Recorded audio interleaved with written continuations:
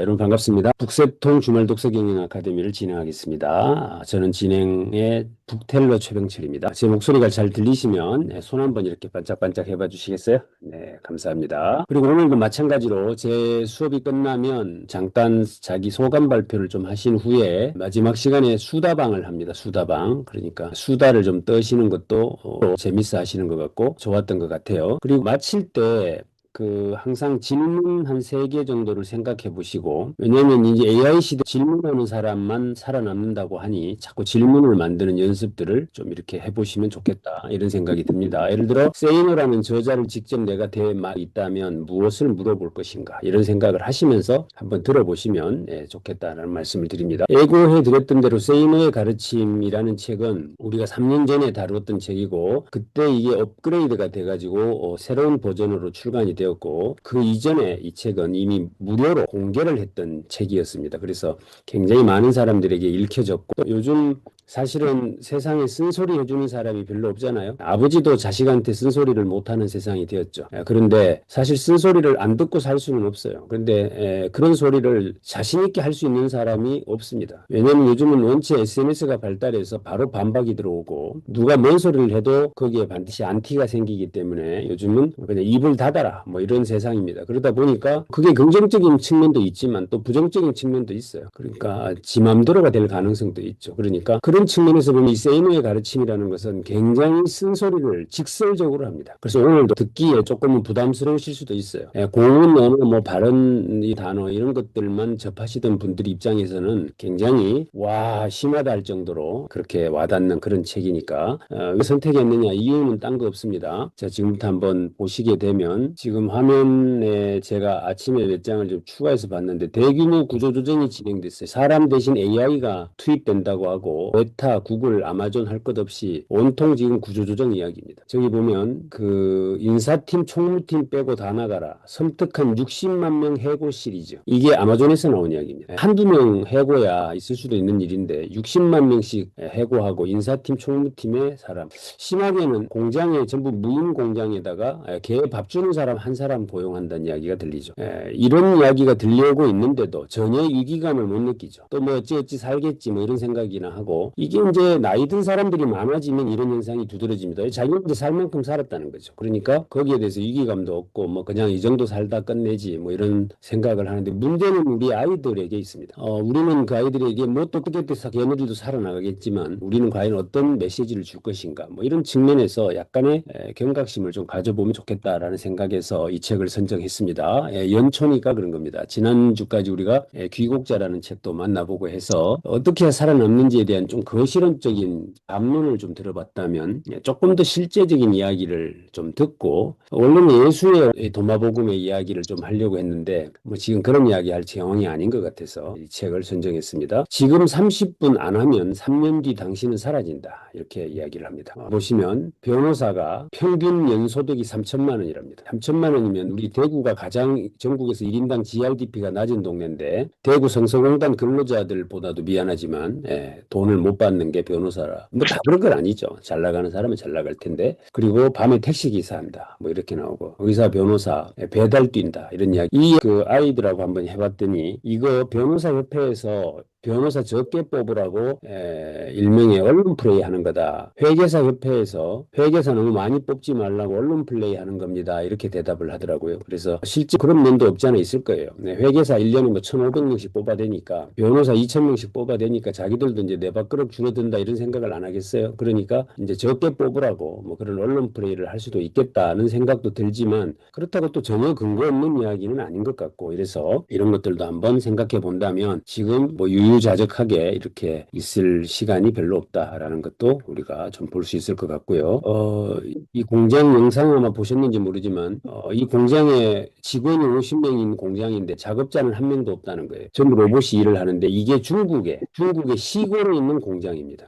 안 놀라시는데, 중국의 뭐 상해나 이런 도시에 있는 공장 같으면 말도 안 하는데, 시골에 이미 저런 로봇이 다 들어가서 움직이고 있는 나라가 중국이라면 이게 만만치 않구나라는 생각을 해볼 수 있고, 저기 미국의 한국의 빅테크 기업들 명문대 컴공도 소용없다. 요즘 가장 취업이 안 되는 과가 컴공이라고 알려져 있고 뭐 이런 상황들을 본다면 이번에서 가장 히트를 친 것이 이제 흔히 피지컬 AI라고 불리는 로봇들이었는데 그중에서 압권으로 현대자동차의 보스턴 다이나믹스의 아틀라스 로봇이었습니다. 그죠? 뒤로 점프하는 거 보셨어요? 뒤로 이렇게 덤블링 한다고 하나요? 덤블링 하다 넘어질 뻔했는데 다시 중심 잡는 거 보셨죠? 그러면서 손에 끼워놨던 고무 패킹인가가 하나 떨어져 나갔는데 그것이 오히려 대박이 났다는 거 아니에요? 그 넘어질 뻔하는 그 순간에 중심을 잡고 다시 서는 거. 이것이 그걸 보면서 어제 누가 당황이 뭐고 황당이 뭐냐 이렇게 물으셨던데 당황스러우셨습니까? 황당했습니까?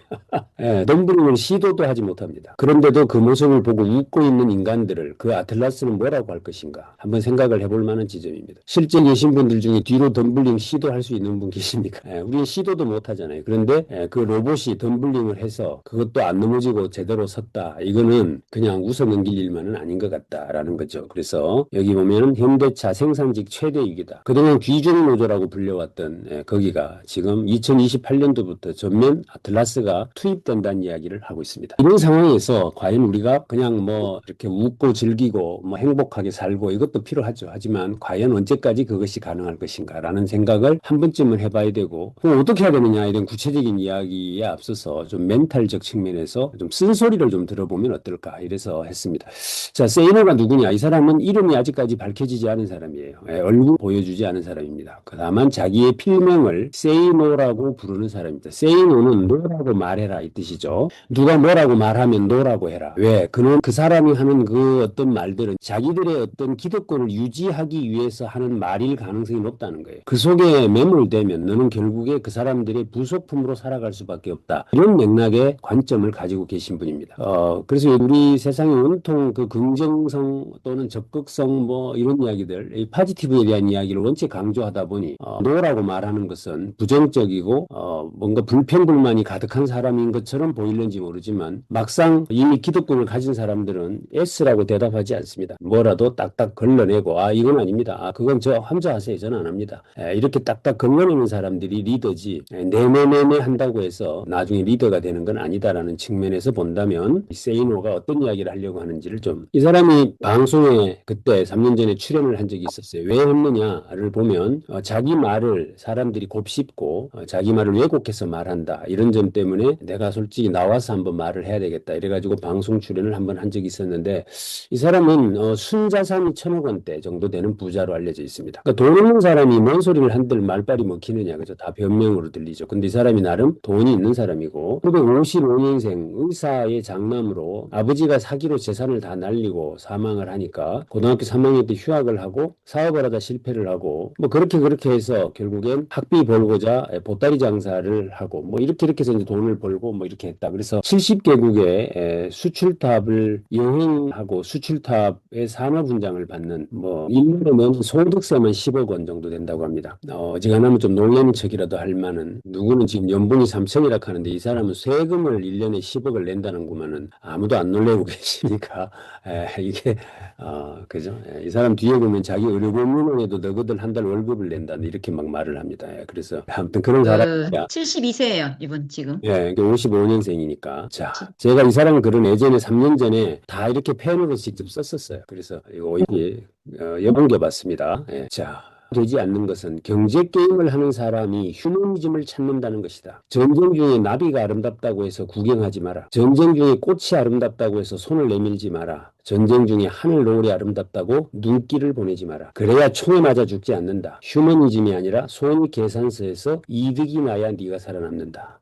이런 이야기합니다. 그러니까 요즘 아까 그랬지만 저렇게 구조조정이 일어나고 자기가 자식이 취업이 안 될 게 빤한데도 엄마 아빠는 나름의 뭐 행복이 웰빙이니 이런 이야기 하고 다녀야 되는 거죠. 이제 이게 이래가 될 일이 아닌 거죠. 그래서 정신 바짝 차리라. 나비 구경 꼭 구경할 시간이 어딨냐 뭐 이런 이야기를 하고 있는 겁니다. 그 다음에 크로노스라는 말과 카이로스라는 단어를 많이 이야기합니다. 이건 이제 군주론에 나오는 이야기이기도 한데 크로노스는 그냥 흘러가는 시간이에요. 그런데 카이로스는 의미 있는 시간입니다. 지금 오늘 북새통 주말 독서 경영 아카데미는 여러분들에게 크로노스입니까? 카이로스입니까? 그러니까 여기에 참여만 하고 계시면 그냥 흘러가는 시간일 뿐이에요. 여기 출석했다고 뭐가 나오는 건 없죠. 근데 여기서 뭔가를 의미 있게 가져가면 카이로스가 되는 거죠. 그래서 시간의 개념. 그것은 결국에 카이로스는 의미 있는 시간이다. 그것은 돈이 되는 시간이고 돈 되는 시간이 많은 사람이 부자다. 이렇게 이야기합니다. 그러니까 이 말을 가지고 어떻게 예를 들어서 조금 세속적인 건지는 몰라도 돈으로 연결시킬까 이 고민을 한번 해본다면 우리 집 간판을 카이로스라는 의미에서 지어본다든지 아니면 이것을 하다못해 붓글씨로 써갖고 팔아먹는다든지 아니면 내가 하는 프로그램을 어떻게 카이로스화 할 건지 이런 것들을 연결시켜서 우리가 책을 듣고 읽어야 그게 의미 있는 시간이라는 거죠. 그냥 그런 책 하나 들었다라고 하는 것은 그저 크로노스일 뿐이다. 이제 이렇게 생각을 한다면 이 말도 꽤나 우리가 곱씹어 볼 만한 그런 이야기고요. 독자들이 보내는 질문 중에 제일 한심하게 생각하는 질문이 있다. 여유자금 5천만 원이 있어서 장사를 하려 하는데 무슨 장사가 좋을까요? 라고 묻는 것이다. 내가 무슨 장사가 좋다고 하면 무조건 성공할 수 있다는 말인가? 내가 당신이 어떤 사람인 줄 어떻게 알고 무엇을 해보라 할 수 있는가? 여유자금 5천만 원 있으면 똑같이 장사를 해야 하는가? 이분에게 자꾸 이제 질문을 한대요. 5천만 원 있는데 뭐 하면 좋습니까? 라고 묻는데 저도 이런 질문 꽤나 많이 받는데 제가 그때마다 이제 이분하고 비슷한 이야기를 합니다. 무슨 이야기냐? 아이템이 중요합니까? 아니면 그 아이템을 수행해내는 사람의 역량이 중요합니까? 사실은 그 사람이 수행해내는 역량이 중요하죠. 예를 들어 그렇게 아이템이 중요할 것 같으면 반도체 하시면 되죠. 그렇잖아요. 반도체 하시면 되잖아요. 요즘 잘 나가는데. 근데 반도체를 내가 할 수 있느냐는 거죠. 그다음에 반도체에 대한 이해도는 있느냐. 그런 이야기를 왜 묻냐는 거예요. 뭐가 좋으냐가 문제가 아니라 네가 할 수 있느냐가 문제다. 이제 이 이야기를 지금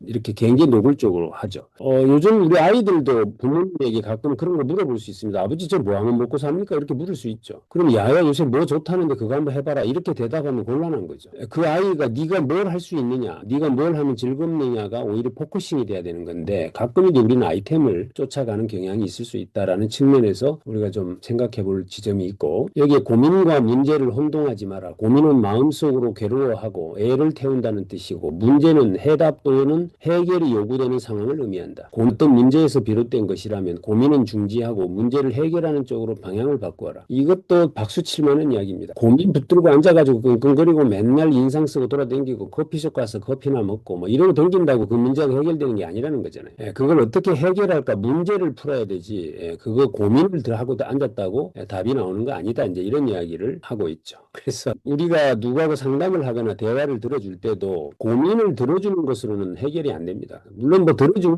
건 된다고 해서 상담 심리 쪽에서는 굉장히 강조를 많이 하던데 물론 뭐 고민을 해서 말을 하게 하면 그게 카타르시스를 내고 약간의 뭐 스스로 이렇게 답을 찾아가는 것도 없지 않아 있는데 고민과 문제를 섞지 마라. 분리해라. 그래서 뭐 아들러가 하는 말대로 늘 과제 분리해라. 이제 이런 이야기로 본다면 이것도 명쾌한 이야기입니다. 자, 이럴 때는 날파리들을 조심해라. 첫째, 가족 날파리가 있다. 말하지 말거나 울상을 지어라. 가족들이 내 돈 좀 번다 소리 하면 찾아와가지고 돈 좀 달라 그러고 이러는데 이게 가족 날파리랍니다. 그래서 그때 돈 벌었다고 자랑하고 다니지 말고 막 나도 죽겠다고 징징거려라. 그러면 돈 달라 소리 안 한다. 이제 이야기를 하고요. 둘째는 친척 날파리. 친척들에게 전화해서 돈 빌려달라고 해라. 울다시피 그러면 차단된다. 그러니까 돈 좀 벌었거든. 친척들한테 전화해가지고 좀 빌려주면 안 되나. 오히려 돈을 빌려달라고 하면 돈 빌리러 안 온답니다. 그러니까 뭐 그런 이야기. 셋째, 친구 날파리를 노라고 말해라. 넷째, 사기꾼 날파리. 나는 무소유의 삶을 살지 못한다. 무소유의 고통이 소유의 고통보다 크다. 여기 보면 눈 오는 날 길거리 어디선가 굶어 죽는 사람이 있다 할지라도 나는 사랑하는 아내와 원두를 마시고 싶다. 깨끗하게 다림질된 셔츠를 입고 싶다. 이렇게 이야기를 합니다. 이 자칫 잘못 들으면 이 인간 나쁜 사람이네 이럴 수 있지만 어쩌면 가장 솔직한 이야기일 수도 있습니다. 그래서 눈 오는 날 길거리에서 누가 얼어 죽는다 하더라도 나는 내 아내와 따뜻한 방에서 난로를 피워놓고 원두 커피를 마시고 싶다. 그리고 깨끗하게 다림질된 와이셔츠를 입고 싶다. 이렇게 이야기를 합니다. 근데요, 제가 이제 이걸 우리 사회 초년생들이나 또는 뭐 대학원생들이 이렇게 이야기를 해보면 굉장히 호응을 많이 해요.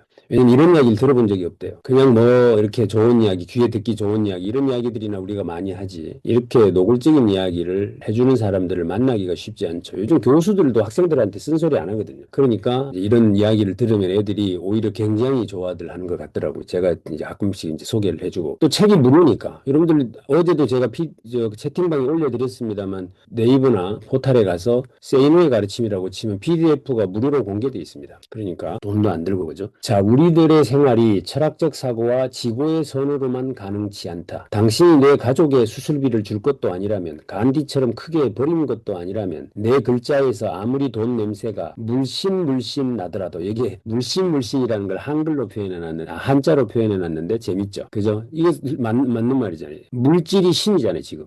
이미 물질이 신이 된 세상이 됐습니다. 그래서 물씬 나더라도 크게 버리면 크게 얻는다는 등의 헛소리는 하지 마라. 적어도 내 눈에는 크게 버릴 만한 것을 가져본 적도 없는 이들이 무소유 어쩌고 저쩌고 하는 것은 자위행위에 지나지 않는다. 이렇게 이야기합니다. 아까 네가 있으면서 그런 소리 하면 말이 되는데 그 제가 표현한 말이 부자가 돼본 적이 없는 사람이 하는 무소유라는 말은 의미 없는 말이다. 그게 이제 이 이야기입니다. 그래서 이런 이야기들도 했습니다.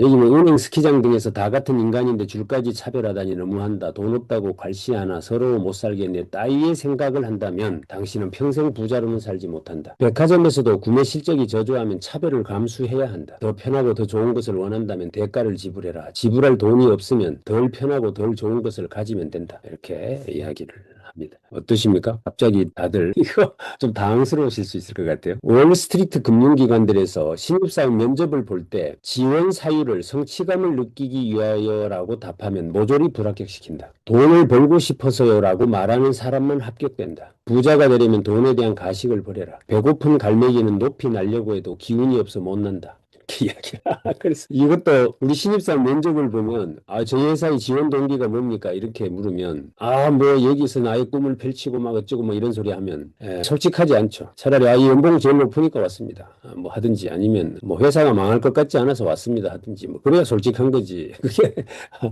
아니면 뭐 여기 합격하면 제가 어디 가면 목에 힘 좀 다니고 주고 다닐 수 있을 것 같아서 지원했습니다. 솔직한 거 그건 뭐 이상한 소리 해봐야 이 이야기가 지금 월스트리트에서는 그렇다는 이야기를 하고 있습니다. 당신이 TV 환호를 올릴 때 부자가 되는 것은 당신이 아니라 TV 속 주인공임을 깨달아야 한다. 스타들의 일거수일투족을 관심을 가져도 당신에게는 땡전 한 푼 생기지 않는다. 당신은 스타들의 이름을 줄줄 꿰지만 대차 대조표도 못 보지 않는가. 부자가 되고 싶으면 돈 냄새 나는 책을 읽어라. 이렇게 이야기를 합니다. 자, 뭐 이 사람 요 정도까지 하고 여기서 이제 머릿말이 나오는 이야기부터 한번 쭉 소개를 해봐 드릴게요.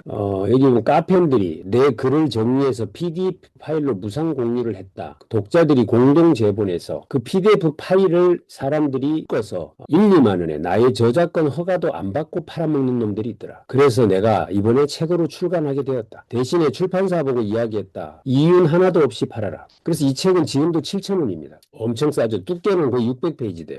그러니까 나는 돈 벌 생각 없으니까 너희들 원가만 빠지면 그 가격만 받아라. 이렇게 해서 팔게 되었다. 그 이야기입니다. 그래서 수준으로 할 테니 저작권 사용을 허가해달라고 해서 허락해 준 거다. 이렇게 말을 하면서 내 글을 이용해서 돈벌이 하는 놈들이 있다. 이 사람이 그냥 그런 사람이 아니고 나름대로 검증이 되었느냐의 문제죠. 왜 얼굴을 안 보여주니까. 그런데 검증이 된 사람이에요. 왜냐하면 조선일보나 이런 메이저 신문의 칼럼니스트였습니다. 보통 메이저 언론사의 칼럼니스트라는 것은 그냥 아무나 하는 건 아니거든요. 나름대로 자기들이 다 검증을 해보고 실체가 있으니까 칼럼을 쓰라고 하는 것이지 그냥 뭐 아무나 보고 쓰라고 하지 않잖아요. 그래서 그런 일들을 굉장히 오랫동안 해오신 분인데 자기가 쓴 글들을 독자들이 모아서 PDF로 만들어갖고 공유도 하고 팔아먹고 있더라. 그래서 나한테 허가받은 적도 없기 때문에 내가 이번에 묶어서 책으로 냈다. 이제 그 이야기를 써놓은 것입니다. 자, 이게 삶이 그대를 속이면 이 이야기인데 삶이 그대를 속일지라도 노여하거나 슬퍼하지 마라. 우리는 이 말에 완전히 꽂혀 있죠. 근데 이 사람은 뭐라고 하는가 하면 삶이 그대를 속이면 분노하라. 이렇게 말합니다.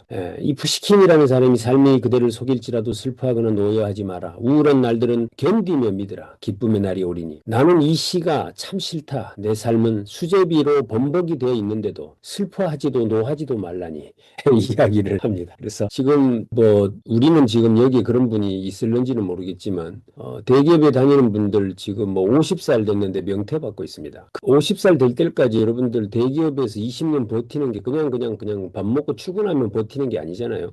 굉장히 경쟁이 치열합니다. 그래서 20년을 버텼는데 이제 꽃 좀 피울만 한데 집에 가라고 하면 그게 얼마나 뭐 나를 속이는 겁니까? 그런데도 노여하지 말라니 그래도 슬퍼하지 말라니 이 말 같지 않은 소리다 이 말이죠. 그래서 그런 일이 생기면 분노하고 해야 거기서 또다시 또 다른 일에 도전할 힘이 생기는 것이다 라고 하는 이야기를 우리에게 하고 있는지 모르겠다. 이제 그렇게 생각을 해봅니다. 제가 화면에 누가 낙서를 하셔가지고 제가 좀 지우고 하겠습니다. 천재들의 이야기에 주눅들 필요가 없다. 돈을 번다 한다는 것은 보통 사람들과의 게임이지 당신보다 잘난 사람들과 경쟁하는 것이 아니다. 이것도 굉장히 임팩트 있는 이야기입니다. 나의 경쟁 상대가 이미 성공을 했거나 이런 사람들이 나의 경쟁 상대가 아니죠. 그러니까 그런 사람들을 하는 이야기에 주눅들 필요 없다라고 하는 이야기를 합니다.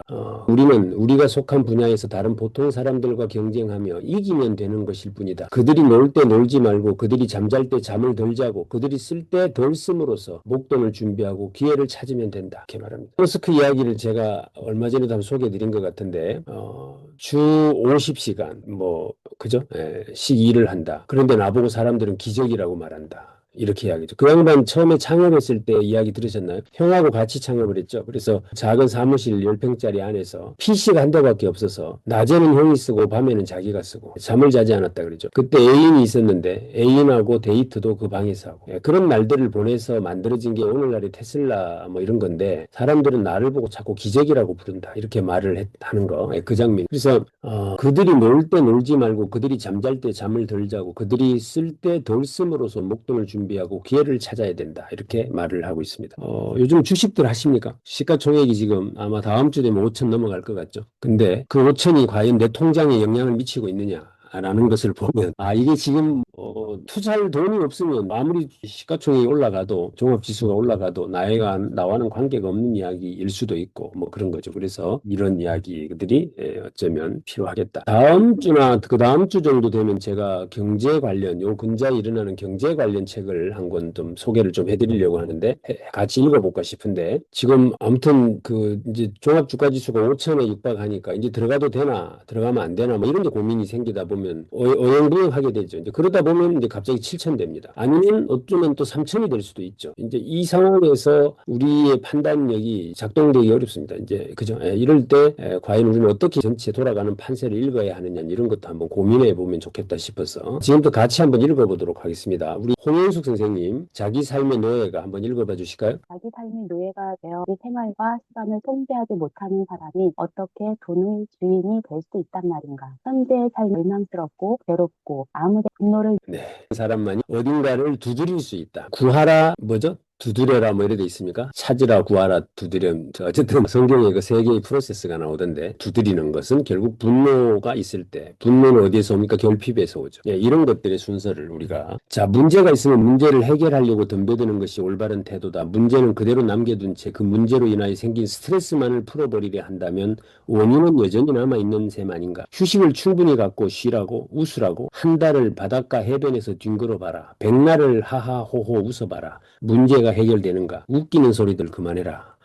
이렇게 글을 습니다. 이게 지금 제가 처음에 그랬잖아요. 굉장히 자극적인 글이다. 이제 이렇게 말씀을 드렸습니다. 과연 요즘 시대에 이런 글을 써낼 사람이 누가 있겠어요? 이거 말 벨벨 돌려서 쓰겠죠. 보나 안 보나. 이제 그러면 못 알아듣는 사람이 그래요. 못 알아듣는 사람이. 그냥 직설적으로 꼽아줘야 이게 그래도 그나마 몇 방울이라도 우리 마음속에 들어온다라고 본다면 스트레스는 문제 때문에 문제는 인간관계 때문에 인간관계는 방법을 모르기 때문에 생긴다. 왜 모르는가? 공부를 안 하니까 모른다. 해결하겠다고 덤벼들어라. 그 뿌리를 두고 스트레스만 날려버리려고 백날을 호호하해봐라. 없어지는가? 이렇게 말을 합니다. 자, 스트레스의 뿌리는 무지다. 라고 합니다. 여기 그리고 그 무지함의 뿌리는 여기를 우리 황명순 선생님께서 한번 읽어봐 주실까요? 네. 저죠. 그리고 그 무지함의 뿌리는 바로 게으름이다. 스트레스를 해소한답시고 빈 맥주병을 쌓아가지 말고 문제를 정면으로 돌파하라. 절대 회피하지 말아라. 책을 읽고 방법론을 찾아내라. 친구들과 상의하는 짓도 그만두어라. 당신이나 친구들이나 스트레스를 받기는 마찬가지이며 그저 당신 마음 깊은 곳에 있는 답답함에 대한 약간의 위로를 받을 수는 있겠지만 어차피 도토리 키재기 아닌가. 나는 누가 시킨 일이건 아니건 간에 이 일을 해결할 능력 배양에 언제나 최선을 다. 그리고 그 능력 배양은 언제나 있었으며 노는 날이라고는 거의 없이 30대를 보냈었다. 살다 보면 해도 아무것도 안 될 것 같이 보일 때가 있다. 어떠한 대안도 보이지 않는 절망적인 때가 있다. 이때 자살의 유혹을 느낀다. 로버트 슐러는 절벽에서 떨어지고 있는 상황일지라도 아무것도 할 수 없는 것은 아니다라고 했다. 내가 이걸 배워서 어디다 써먹겠어. 내가 이렇게 한다고 해서 무슨 소용이 있겠어 하는 따위의 생각은 추호도 갖지 말라. 단 하나 조건이 있다. 뭘 배우든 간에 뭘 하든지 간에 미친 듯이 토하는 마음으로 제대로 하라. 이렇게 적어놓고 있습니다. 그래서 이제 독서도 사실은 생존 독서라고 해서 자기가 알고 싶은 분야의 책을 서점에 가서 10권을 사요. 그래서 그 10권을 반복해서 읽습니다. 10번씩을. 그러면 분야의 전문가가 돼요. 사실 우리나라의 가장 어떤 분야의 전문가라 하더라도 그 분야의 책 10권의 내용을 완벽하게 이해하고 있는 사람은 드물죠. 그러니까 뭐 대학을 나왔니 안 나왔니 뭐 대학원을 나왔니 다 필요 없고 내가 관심 있는 분야의 책 10권을 10번씩만 읽어버리면 우리나라에서 그 분야의 탑에 위치해가죠. 그렇게 하면 된다는 이야기를 지금 하고 있는 것인데 이런 맥락에서 우리도 독서 이걸 사실 이제 어떤 컨셉 장르 저희가 한병철 철학가의 책을 시리즈로 읽었잖아요. 그래서 저도 올해는 또 어떤 사람 책을 좀 쭉 한번 시리즈로 읽어볼까 이제 고민을 요새 하고 있는데 요즘 이제 제 손에 잡힌 책이 이제 키르케고르의 책입니다. 그래서 그 질병이라고 하는 것이 이제 대표적인 책인데 죽음에 이르는 질병이 뭐예요? 절망입니다. 우리가 절망하게 되면 죽어버려요. 자살하죠. 그래서 죽음에 이르는 질병은 절망이다. 이제 이런 컨셉의 이야기를 해주신 이제 대표적인 분이 이제 그분이어서 그분 책을 깊이 한번 다뤄볼까라는 생각을 아직 하고는 있는데 어떨지 모르겠습니다. 조금 무게 있고 좀 어쩌면 고민을 많이 해야 되는 책들이어서 어떨지 한번 상황 봐서도 그렇게 하기를 하고요. 차가운 샌드위치라도 제때 먹기만 하면 죽지는 않는다. 내가 그 얘기 한 달에 하루는 푹 쉬어도 좋다. 일주일에 하루가 아니다라고 한 시기는 그의 애금액이 2억 원을 넘어가기 시작했을 때였는데 매일을 주고받은 지 2년이 채 안 된 시기였다. 이 뭔 이야기입니까? 네 현금 2억 없으면 주말에 쉬지 마라 그 말입니다. 자, 손 들어보라고 하면 할까요? 지금 공동통장 말고 네 개인 통장에 돈 2억 있냐고. 그거 없으면 일로 쉬지 마라 그 말입니다. 샌드위치 먹어도 안 죽는다. 맛있는 거 먹으러 돌아다니고 그런 시간이 어디냐 지금 이야기를 합니다. 이 이야기를 자기가 젊은 사람에게 했더니 그걸 해갖고 찾아왔더랍니다. 자기한테. 그래서 돈이 쌓인 날. 저는 돈 1억이 생길 때까지는 빤스도 사입지 마라 이렇게 말합니다. 제가 젊은 애들은 돈 1억 모이기 전까지는 빤스도 사입지 마라. 빤스도 얻어 입어라. 요새 빤스가 뭐 떨어져서 못 입나. 그런 거 살 돈 있으면 모아라. 이제 이런 이야기를 제가 하는데 이게 이분한테서 배운 이야기입니다. 나는 육체를 하루에 이 시간씩 혹사시키려는 것이 아니다. 육체에는 한계가 분명히 있다 때문에 적절한 휴식이 필요하다. 아니니까 말이다. 하지만 두뇌의 활동에는 그런 한계가 없다고 나는 믿는다.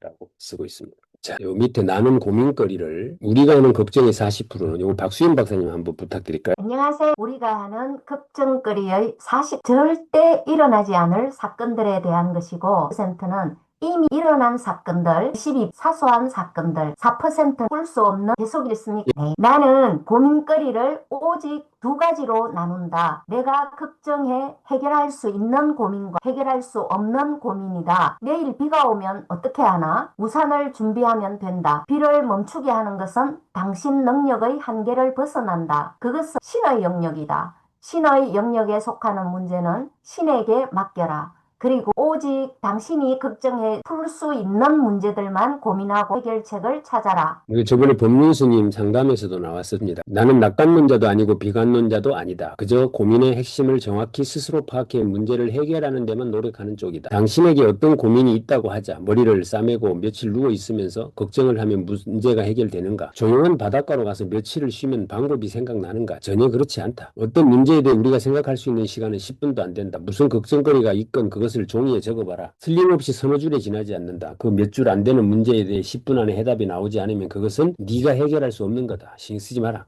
그런데 당신은 질질 고무줄처럼 늘려가면서 하루를 허비하고 한 달을 죽이며 1년을 망쳐버린다. 머리가 복잡하다고 하면서 말이다. 하지만 사실은 해결 방안도 알고 있으면서 행동에 옮기지 않는 것을 두려워하는 경우가 대부분이다.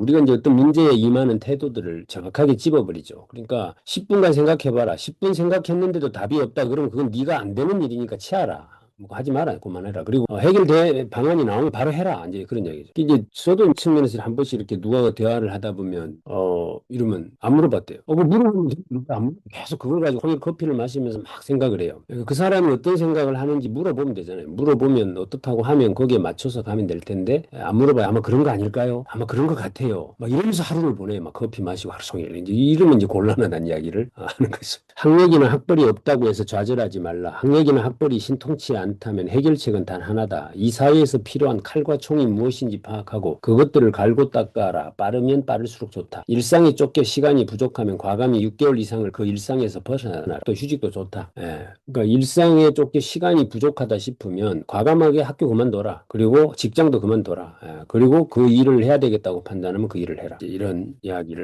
합니다. 여기 보면 지방대 출신이 자신의 무역 관련 노트를 보이면서 토익 900점과 정말 자신 있습니다라는 편지가 왔다. 이게 자기에게 이제 상담했던 사례를 이야기하면서 요 말을 합니다. 그러면서 이 책에 소개하고 있는 것이 우리 아이들 바보 만들기의 저자가 신문에 투고한 내용들을 소개를 해놓고 있는데 제가 제목만 간단하게 한번 소개를 드릴게요. 인생은 불공평하다. 받아들여라.